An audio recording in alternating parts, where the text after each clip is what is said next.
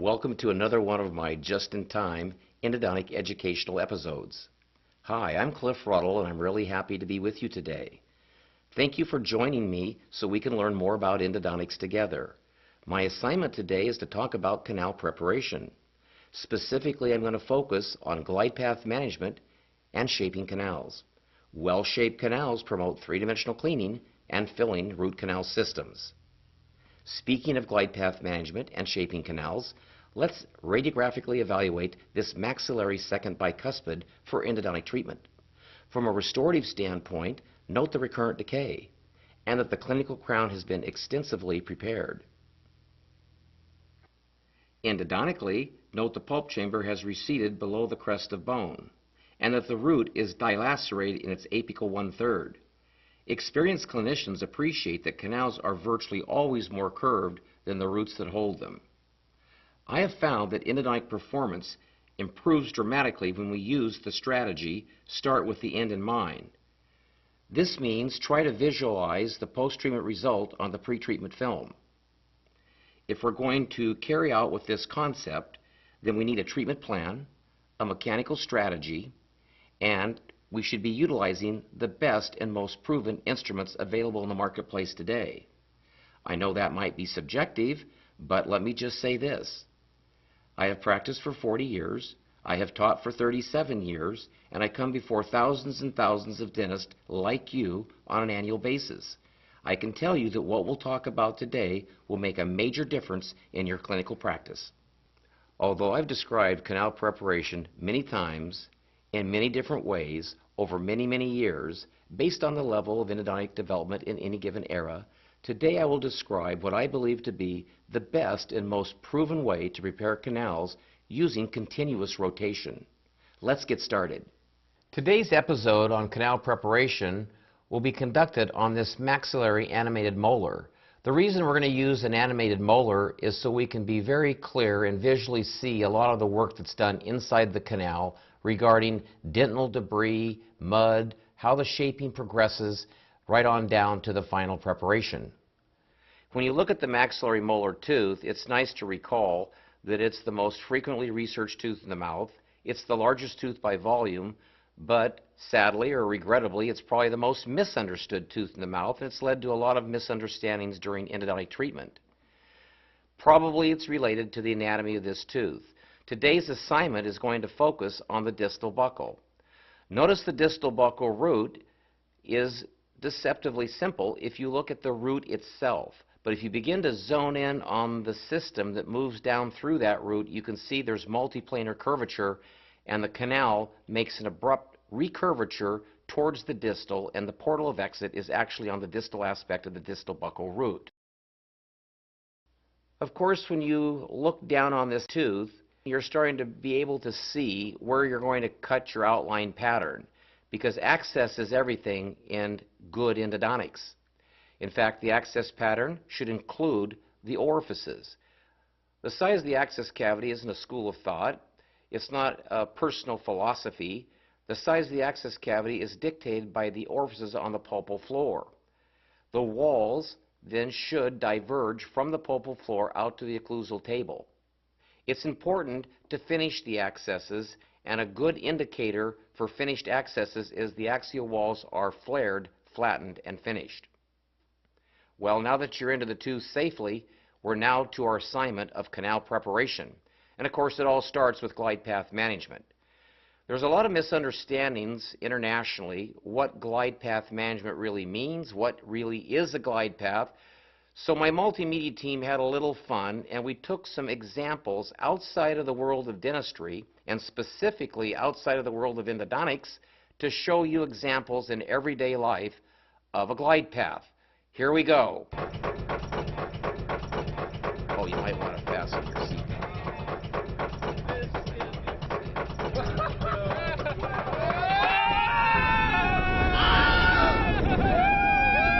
There's a lot of curves, there are some recurvatures, there's abrupt turns, and all of this, whether you're talking about a roller coaster, a luge flying down an ice track, sliding towards the finish line, or whether you're on a water slide, and you're following that track down to the pool below, what all these examples have in common is there is a smooth, reproducible glide path to the terminus. Now that you know what a glide path is in a fun way, that's something that can be considered when you look at these post-treatment films. It's easy to look at these films and be somewhat excited and enthusiastic about root canal system anatomy, but what all these cases have in common is they were all accessed, every one of the canals was negotiated, a glide path was confirmed, and that glide path then could be shaped. And we all know that shaping facilitates cleaning and shaping facilitates filling root canal systems. So the instruments traditionally used for glide path management have been the ISO 10 and 15 hand file. Notice these are fixed tapered files and they're stainless steel. Always appreciate that the 15 file is 50% bigger at its working tip than the 10 file. So when you throw in that they're stainless steel and fixed tapered with a big percentage change between files, the 15 files led to a lot of problems iatrogenically internationally. Blocks, ledges, transportations, and regrettable outcomes. So many times around the world, there's been emphasis on how can we improve glide path management and perhaps consider eliminating the 15 file. Dentsply Tulsa Dental Specialties and Dentsply MyFair, their solution to the problem was ProGlider. ProGlider is a revolutionary new instrument. It's made of nickel titanium, not stainless steel, and more importantly, it has M-wire technology, which reduces the potential for cyclic fatigue by 400%.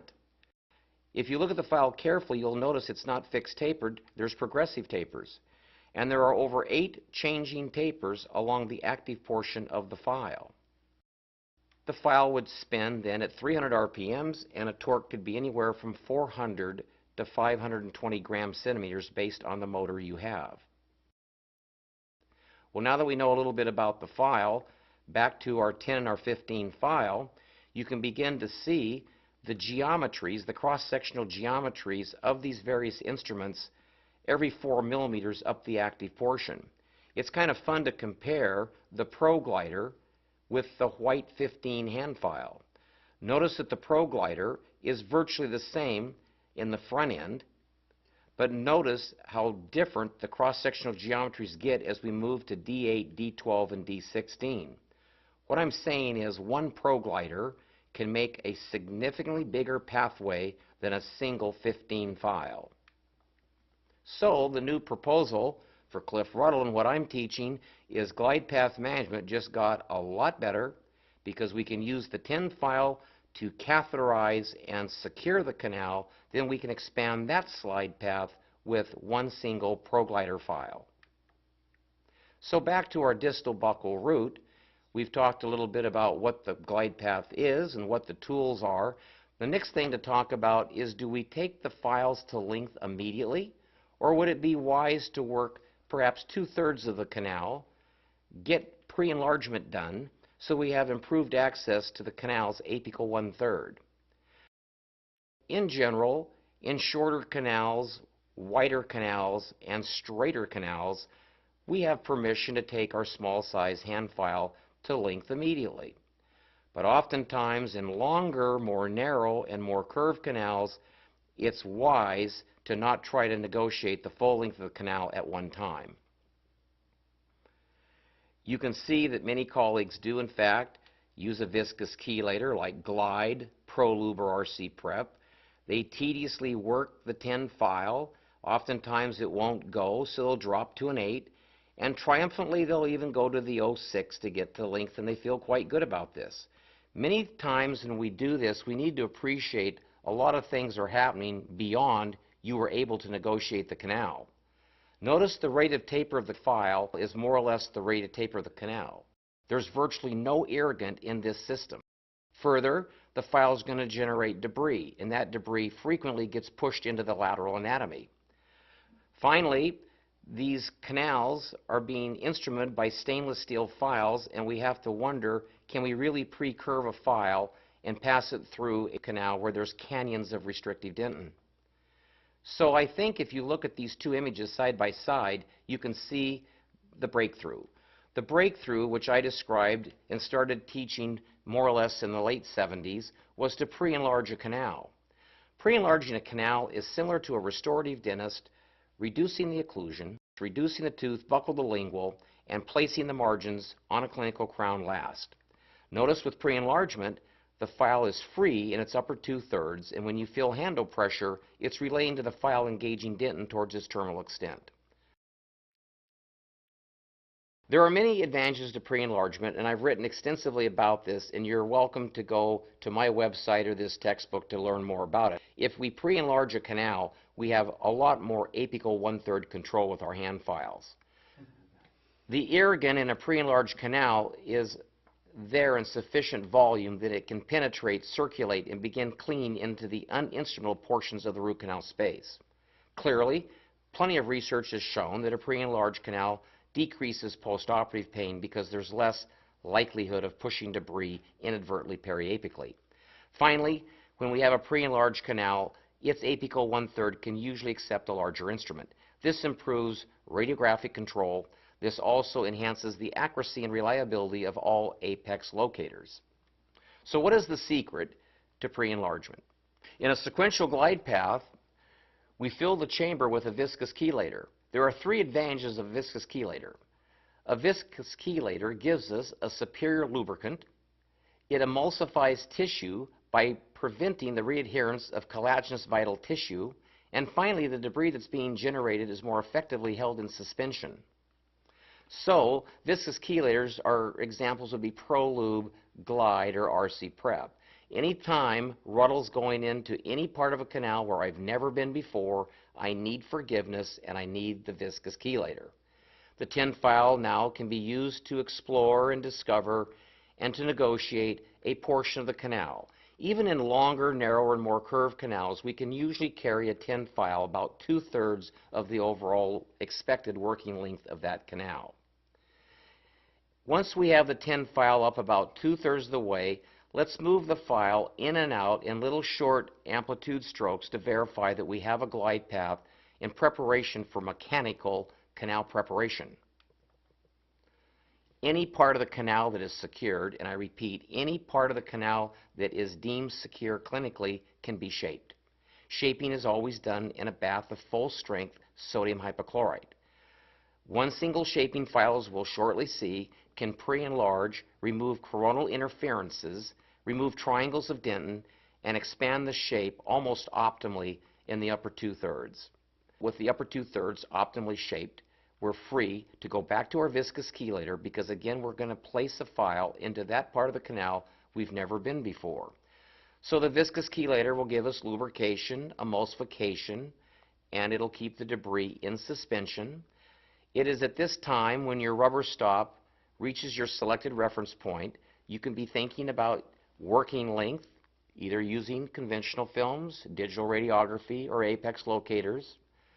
Certainly when we have a known working length, we want to confirm patency. Remember, the canal was patent before Ruddle went into it.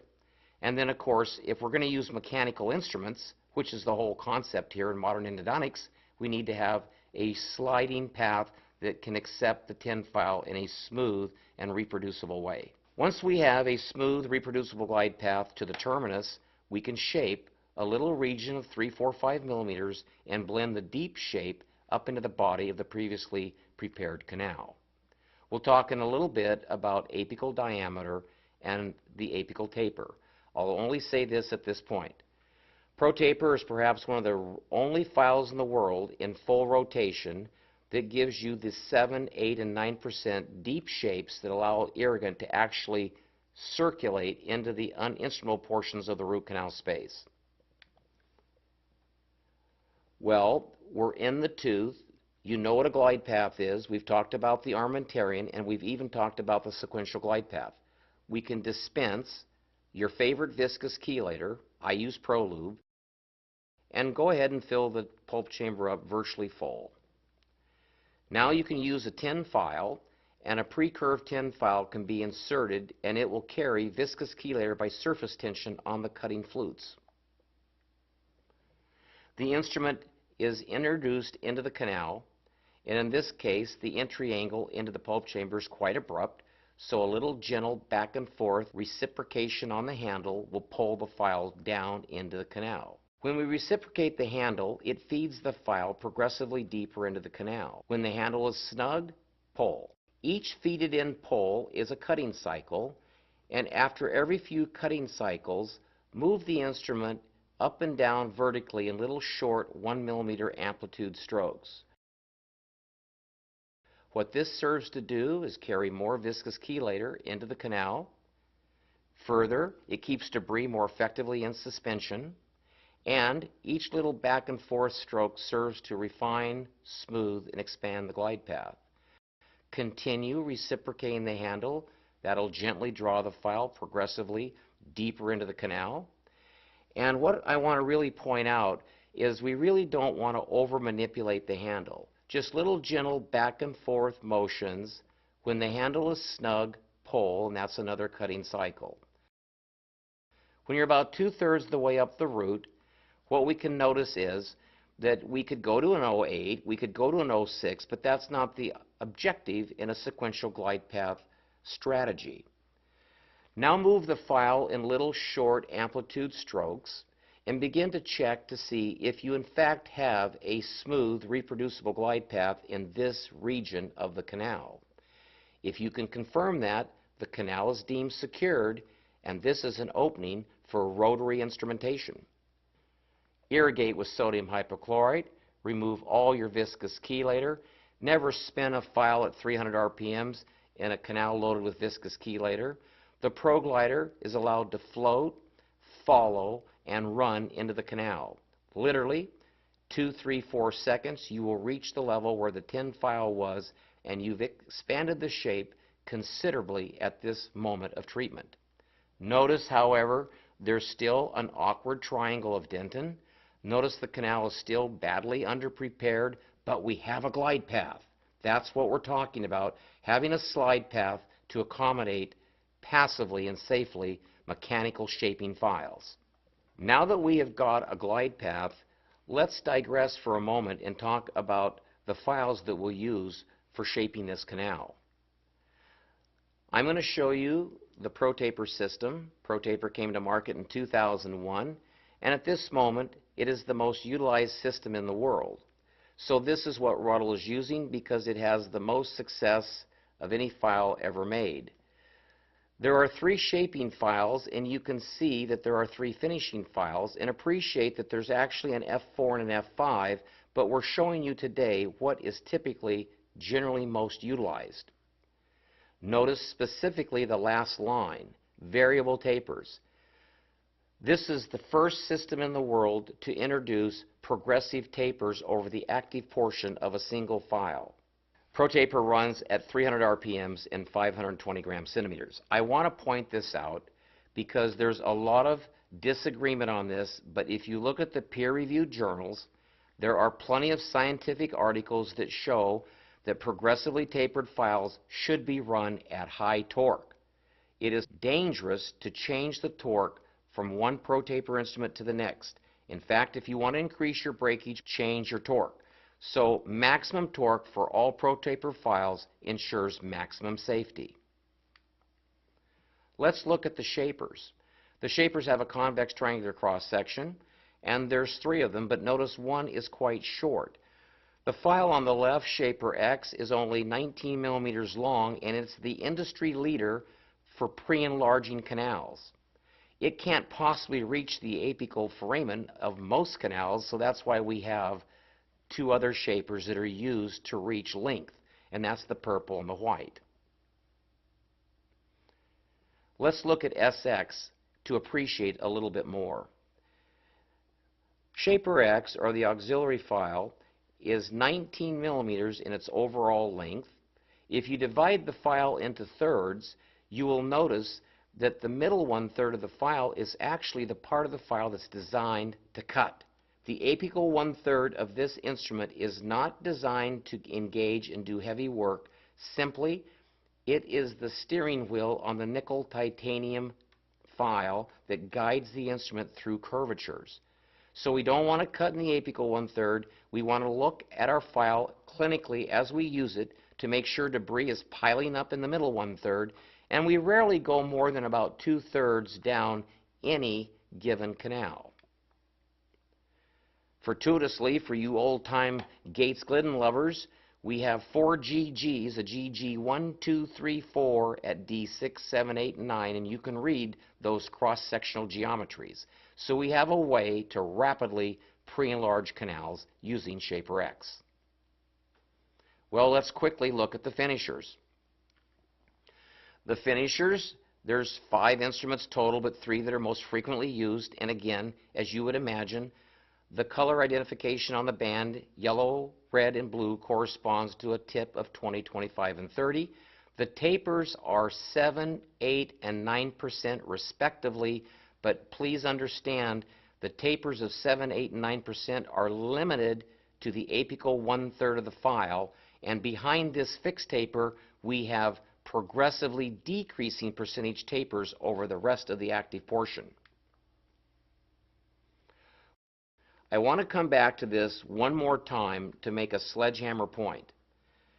The first system in the world to do this, and virtually the only system today that still does this, is ProTaper. Notice the shapers, by design, work in the body of the canal. The shapers have progressively increasing percentage tapers, whereas on the right image, the finishers have decreasing percentage tapers over their back end. This is another explanation why you need high torque. The shapers are working away from their delicate tips. They're working towards their stronger, bigger, and more efficient blades. On the other hand, the finishers, at 7, 8, and 9% tapers, you need a big torque to turn that cross-sectional mass so you can carve out the shape in the apical 1/3. Now for the point. If you want to increase the terminus of the canal, if you want to expand your deep shape, this is the only file system in the world that will allow you to alter your deep shape and not continue to needlessly prepare the coronal 2/3 of the canal. Well, I'm pretty proud of this. Me and my development team, we started working on ProTaper Universal back in 1995. The file was launched in 2001. So more than 12 years ago, we were acutely aware of the concept of minimally invasive endodontics. For years, this has been the only file that really respects minimally invasive endodontics. And if you really want to see the take-home message, if you look at any 2508 progressively tapered file versus any 2508 fixed tapered file, please bring your attention to the cross-sectional comparisons along the active portion. But if you look at 77 versus 89, that's massive. That's right in the middle of the file. 93 to 121, I don't know, but this is when we start to over-prepare roots coronally and we worry about strip perfs.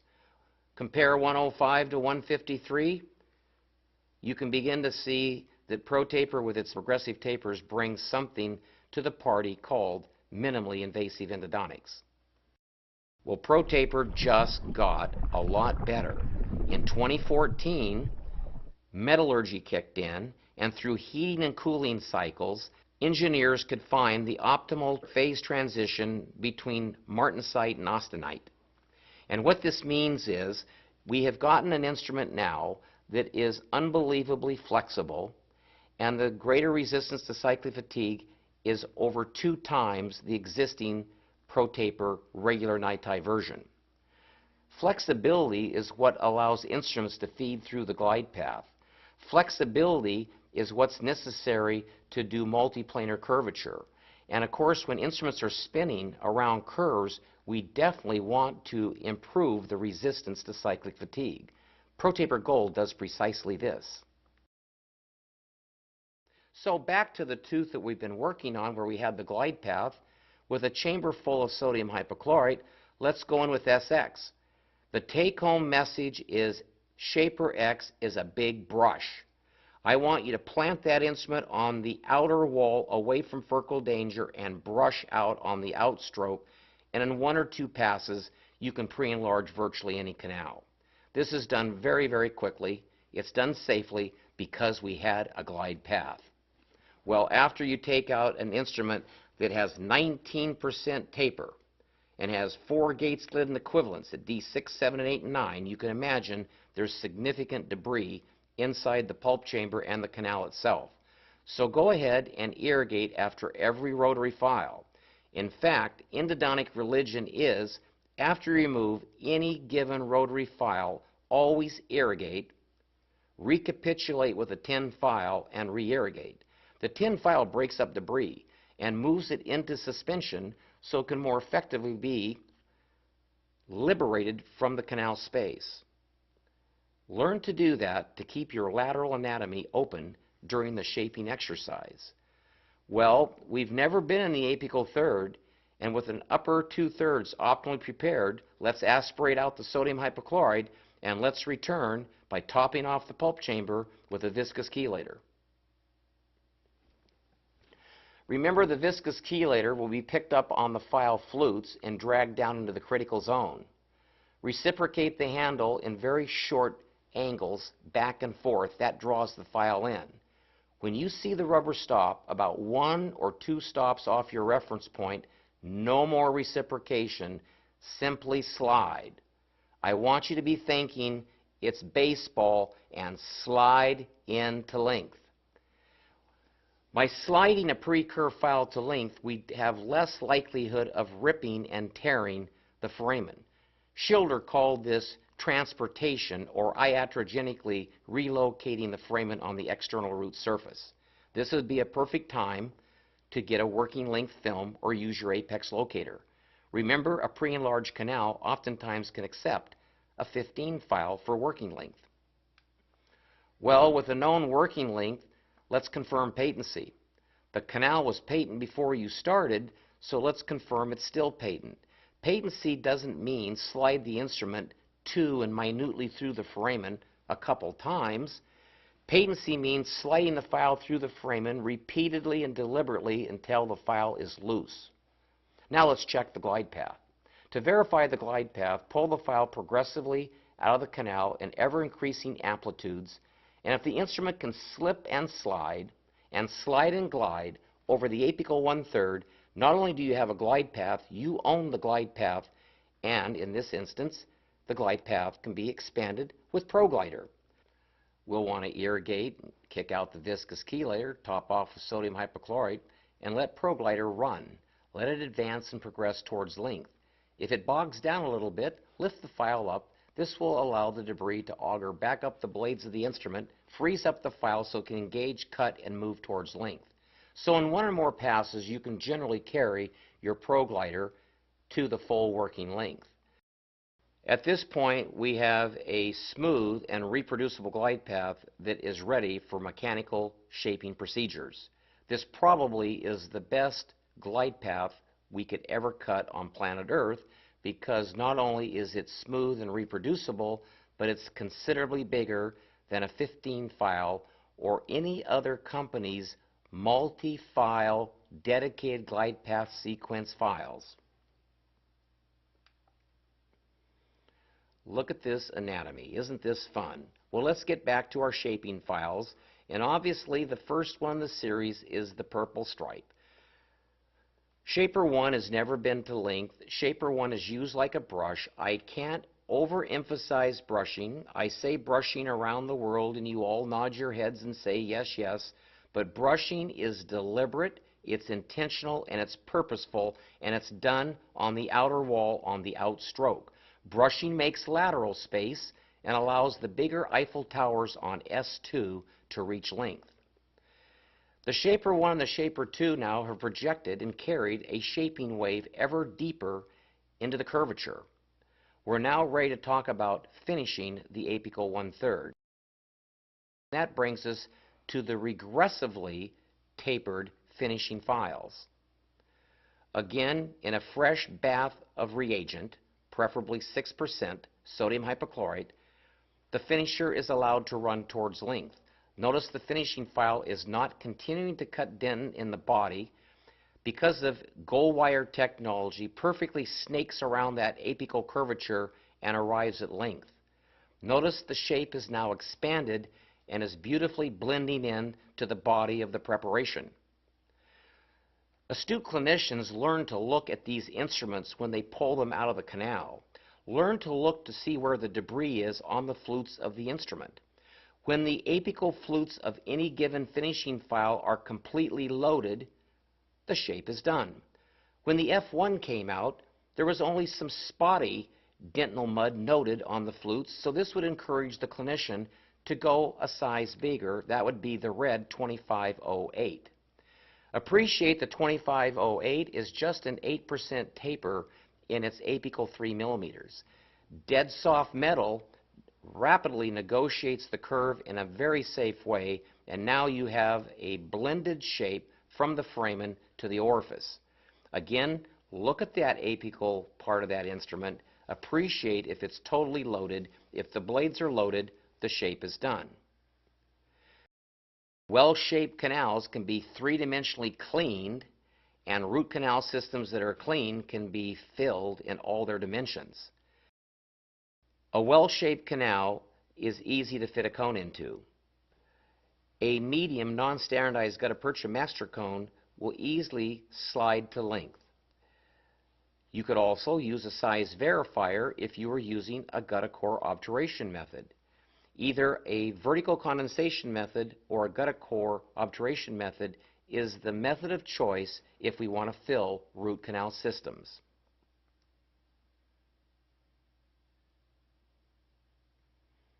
It's interesting to rotate the shape around and see it in a way in animation that we never get to appreciate clinically.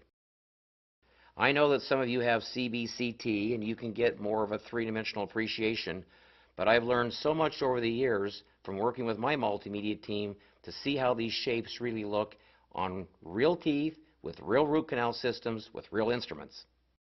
The evidence is beginning to show up, and what I'm happy to report is ProTaper Gold's been on the market for just 3 months, and already we're collecting cases from a wide array of doctors from around the world.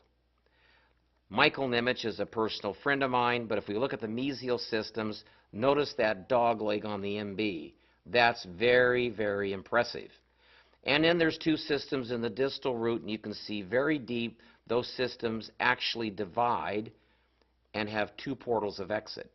It's important to have the right technology when we're treating difficult root canal system anatomy. I was really pleased when I received this radiographic image from my friend Scott Doyle. I've known Scott for many years. He's an endodontist. He used to be in the Air Force and he taught Air Force residents. Well, when you look at this image, his enthusiasm was he used ProTaper Gold. Notice how difficult the anatomy is in the mesial system. And please especially note the last 2 millimeters is an abrupt 90-degree curvature distally. The distal system is a beautiful example of the importance of shaping. When we shape canals well, we can have a sufficient reservoir of irrigant that upon activation can be moved into the uninstrumentable portions of the root canal space. Scott was able to move his irrigants and clean out anatomy that was actually uninstrumentable because it's off of a deep division within the distal root. And of course we can look at Tom McClammy, an endodontist from Scottsdale. Tom has been a dear friend for years.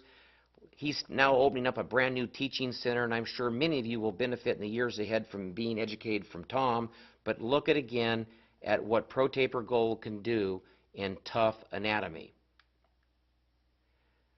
Well, most of you have heard of John West, a co-inventor, along with Pierre Mauchetou in the ProTaper world. But his son was able to use ProTaper Gold on this maxillary first molar. What was impressive in this case, beyond the curvature, begin to think and appreciate the diameter of an F2 about 6 millimeters back from its terminus. That would be a fairly significant cross-section, and that cross-section can spin at 300 RPMs and still prepare the shape and not separate through cyclic fatigue. ProTaper Gold has definitely set a new standard for shaping canals. ProTaper Universal has been the #1 selling file for many, many years. It's the most used system by endodontists. It's taught in over 950 dental schools to undergraduate students. You can begin to see how this legacy has moved over the last decade. ProTaper Gold, as you know, then got advanced metallurgy. This greatly improved flexibility because in our larger previous version of finishers, they were getting a little bit stiff in the F2 and F3 sizes. So now we can snake F2s and F3s where we used to snake S1 and S2 to reach length. Tulsa Dental certainly has developed a wonderful technique card that my multimedia team helped them with. And I think if you look at the upper right area, you can see that one side of the card perfectly explains glide path management as we explained in this episode.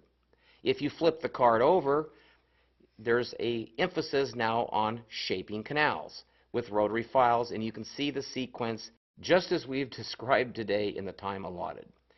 And of course, there's articles and support material. Here's a couple articles that you can read. You can go to my website. They're downloadable PDF files for free, and they'll go into it in more detail than certainly a webinar can do. Much of the world of endodontics has changed in recent years. Ironically, much has stayed the same. But this much is true. There is an ongoing, relentless parade of new files that come to market for shaping canals. The vast majority of these file systems simply instrument canals, but, and this is most important, the canals prepared are neither shaped nor cleaned. Many of the remaining file systems simply copy and low price the most popular utilized systems internationally. However, very few systems bring R&D, follow strict protocols for validation, and then bring genuine innovation. ProTaper Gold does exactly this. ProTaper Gold provides unsurpassed clinical safety, efficiency, with an economy of instruments at an affordable price. I trust this just-in-time episode has arrived just in time before your next endodontic patient.